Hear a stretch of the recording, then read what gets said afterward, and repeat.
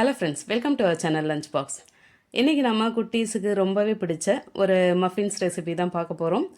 பூசணி மஃபின்ஸ். நல்ல வாசனையாக, ரொம்பவே டேஸ்ட்டாக, நல்ல ஸ்பாஞ்சியாக இருக்கிற இந்த மஃபின்ஸ் ரெசிபிக்கு போகிறதுக்கு முன்னாடி இது வரைக்கும் நம்ம சேனலை சப்ஸ்கிரைப் பண்ணாமல் இருந்தீங்கனாக்கா சப்ஸ்கிரைப் பண்ணிக்கோங்க. அப்படியே பக்கத்தில் பெல் ஐக்கான் அழுத்தி அதில் ஆலையும் டிக் பண்ணிவிடுங்க. சரியாங்க, வீடியோக்கு போகலாம். இந்த மஃபின்ஸ் பண்ணுறதுக்கு ஃபஸ்ட்டு நம்ம ஒரு பவுலில் 2 முட்டையை உடச்சி சேர்த்துருவோம். உங்களுக்கு முட்டை சேர்க்கறது பிடிக்கலைனாக்கா அரை கப்பு தயிர் கூட சேர்த்துக்கலாம். உடச்சி சேர்த்தாச்சு. இப்போ இதை நம்ம ஒரு எலக்ட்ரிக் பீட்டர் வச்சு நல்லா நுரைச்சி வர்ற அளவுக்கு நல்லா பீட் பண்ணி எடுத்துக்கலாம்.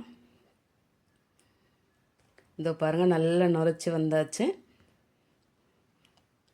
இப்போ இது கூடவே நான் 3/4 கப்பு ப்ரௌன் சுகரை பவுட்ரு பண்ணி வச்சுருக்கேன். அதை கொஞ்சம் கொஞ்சமாக சேர்த்து அப்படியே பீட் பண்ணி எடுத்துருவோம். நார்மல் சுகர் கூட சேர்த்துக்கலாம். அதாவது ப்ரௌன் சுகர் இல்லைன்னா நார்மல் சுகர் கூட சேர்த்துக்கோங்க. இப்போ எல்லாத்தையும் நல்லா மிக்ஸ் பண்ணி எடுத்தாச்சு. இப்போ இதில் 1/3 கப்பு ரீஃபண்ட் ஆயிலும் சேர்த்துருவோம். அதையும் சேர்த்துட்டு அப்படியே மிக்ஸ் பண்ணினே வந்தாச்சு. நல்ல க்ரீமியாக இருக்குது பாருங்கள். இப்போ இது கூடவே 1/3 கப்பு பூசணிக்காய் பியூரி சேர்த்துக்கலாம்.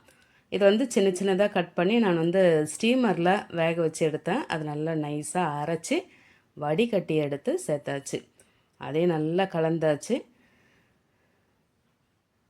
இப்போ நாம் ஒரு வடிகட்டி வச்சு இதில் 1 கப்பு மைதா மாவு, அரை கப்பு மஞ்சள் மக்காச்சோள மாவு சேர்த்தாச்சு. அரை ஸ்பூன் பட்டைத்தூள், அரை spoon baking powder, 1/4 spoon baking soda, 2 pinch போல் உப்பு சேர்த்துட்டு இப்போ எல்லாத்தையும் நல்லா ஜலிச்சு எடுத்துக்கலாம். இதை மக்காச்சோள மாவு ரெடிமேடாக கடையிலே கிடைக்குது. எல்லாத்தையும் நல்லா ஜலிச்சு எடுத்த பிறகு திரும்பவும் நம்ம எலக்ட்ரிக் பீட்டர்லேயே நல்லா மிக்ஸ் பண்ணி எடுத்துக்கலாம். அப்படி இல்லாட்டி நீங்கள் ஒரு ஸ்பேட்டுலா வச்சு கூட மிக்ஸ் பண்ணி எடுத்துக்கலாம். இதுக்கு அந்த பதம்லாம் தேவையில்லை. எப்படி பண்ணாலுமே நல்லா சாஃப்டாக நல்லா ஸ்பாஞ்சியாகவே வரும்.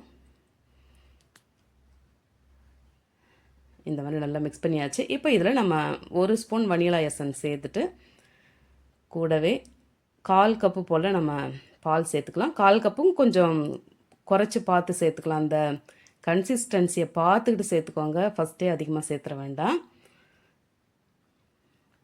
இந்த மாதிரி நல்லா மிக்ஸ் பண்ணிவிட்டு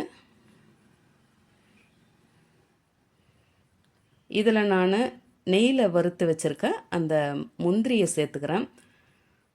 உங்களுக்கு அந்த மிக்சடு ட்ரை நட்ஸ் வேணும்னாலும் நீங்கள் சேர்த்துக்கலாம். கூடவே இந்த திராட்சை, இதெல்லாம் ட்ரை ஃப்ரூட்ஸ் எல்லாம் கூட சேர்த்து நீங்கள் மிக்ஸ் பண்ணிக்கலாம். நல்லாவே இருக்கும்.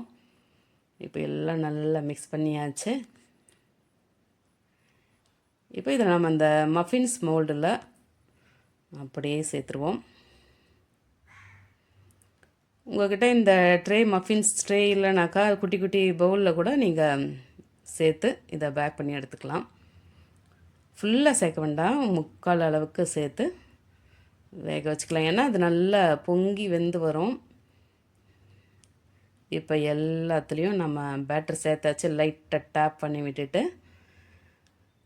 அதுக்கு மேலே நம்ம சீவி வச்சுருக்க பாதாம் பிஸ்தாவை அப்படியே வச்சு அப்படியே அழுத்தி விட்டுக்கலாம். அப்போ தான் நல்லா அதுக்குள்ளேயே சேர்ந்து அது பேக் ஆகி வரும்.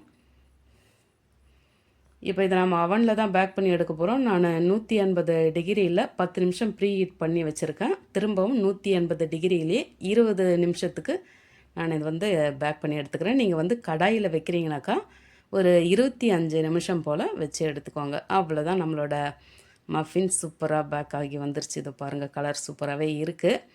இதை ஆறட்டும். ஆறின பிறகு நம்ம இதை எடுத்து பார்க்கலாம்.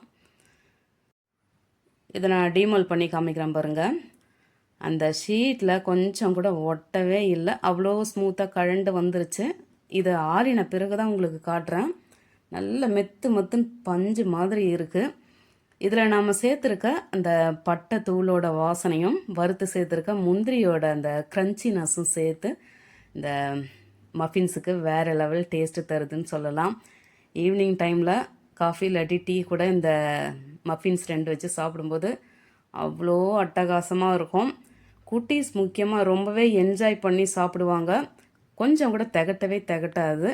நீங்களும் இந்த பூசணி மஃபின்ஸை செய்து ஃபேமிலியோடு சாப்பிட்டு என்ஜாய் பண்ணிவிட்டு எப்படி இருந்ததுன்னு மறக்காமல் கமெண்ட்டில் சொல்லுங்கள். ரெசிபி பிடிச்சிருந்தா லைக் பண்ணி அப்படியே நம்ம சேனலையும் சப்ஸ்கிரைப் பண்ணி பக்கத்தில் பெல் ஐக்கான் அழுத்தி அதில் ஆலையும் டிக் பண்ணிக்கோங்க.